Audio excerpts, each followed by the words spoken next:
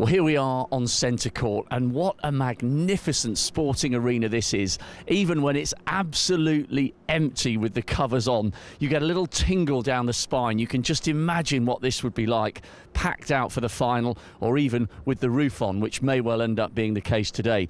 Now, one of the stars of the show, not necessarily in game time, but early in the morning, is Rufus. And Rufus is handled by Imogen. Imogen, we spoke to you last year, so once again, good morning. Good morning.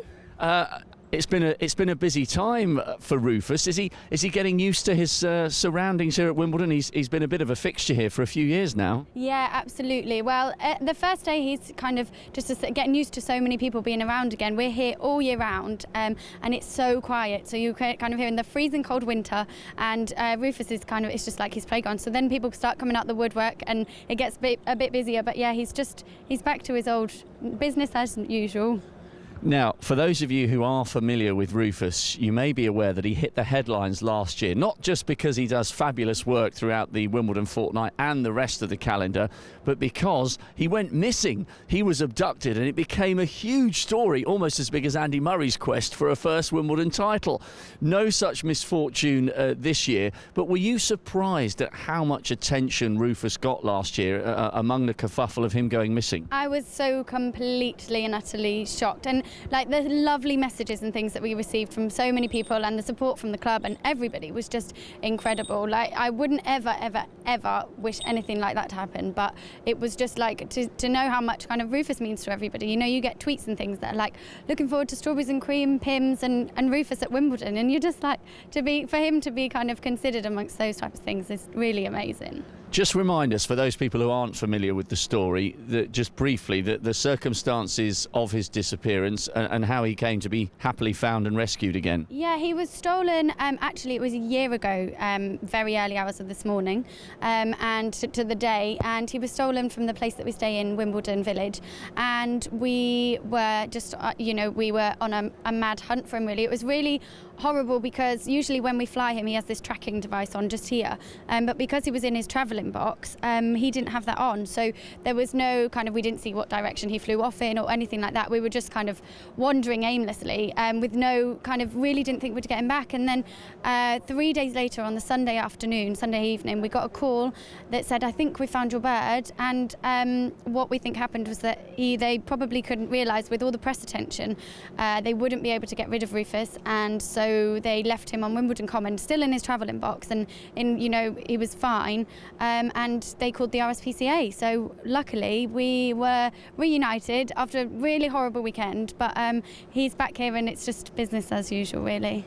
Well, it's great to have him back patrolling the skies, as he does with class. Now, this year he's hit the headlines again. I don't know whether the story was exaggerated, so you can set us clear.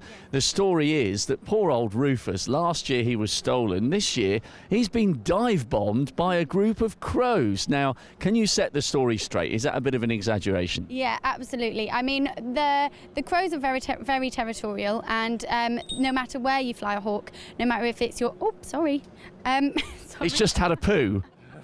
Never work with children and animals. Well, if he needs to go, he needs to go. We obviously go off and find a bathroom, but Rufus just goes where and when he fancies. I haven't yet trained him to find the bathroom. That's next on the agenda. Where was I? Oh, yeah, oh no, I've forgotten. Sorry. So we were talking about the crows. Sorry about that. Yeah, so the crows are very territorial, and also no matter where there's a hawk, they dive bomb them to try and assess whether they can take their prey from them and how aggressive they are. So if they're not very aggressive, then they'll constantly kind of go for their prey. But with Rufus, he kind of goes for them, and then they kind of back off for a bit, and otherwise Rufus will just kind of find somewhere more comfortable. No matter where you take them, there's always somebody that's going, always other birds that are going to be kind of you're on my patch sort of thing.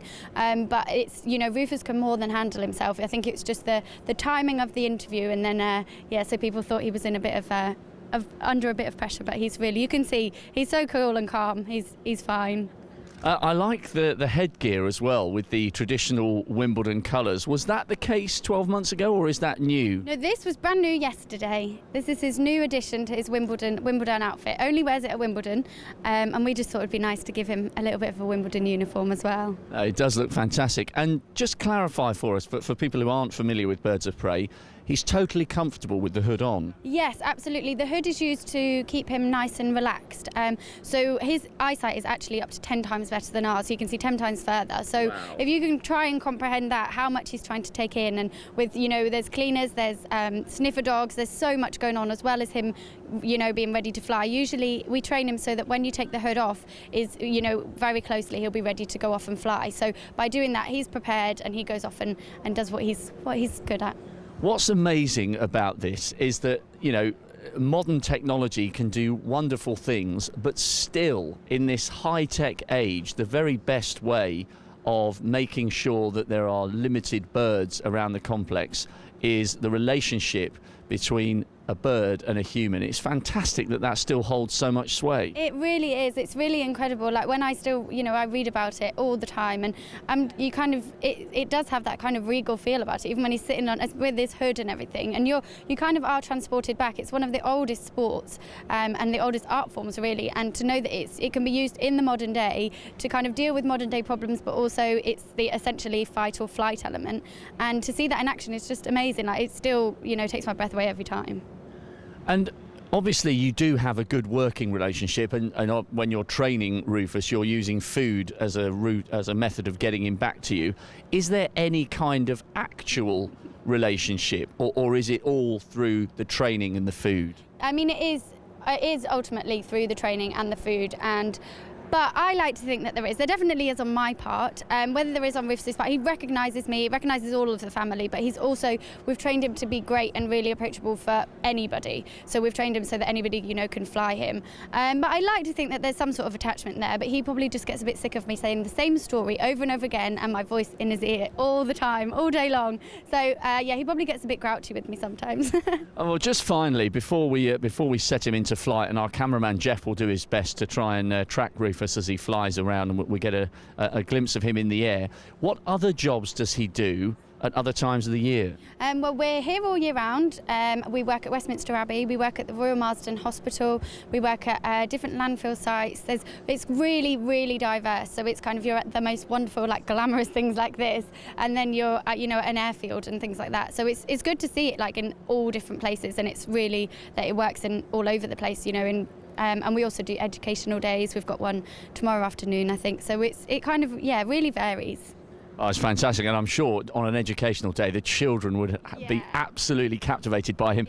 Right, we could talk to you all day. Thank you very much for your time. I know you and Rufus have got some important work to do, so I'm going to step aside, and Jeff will attempt to follow this magnificent bird of prey as he goes around his business. There he goes.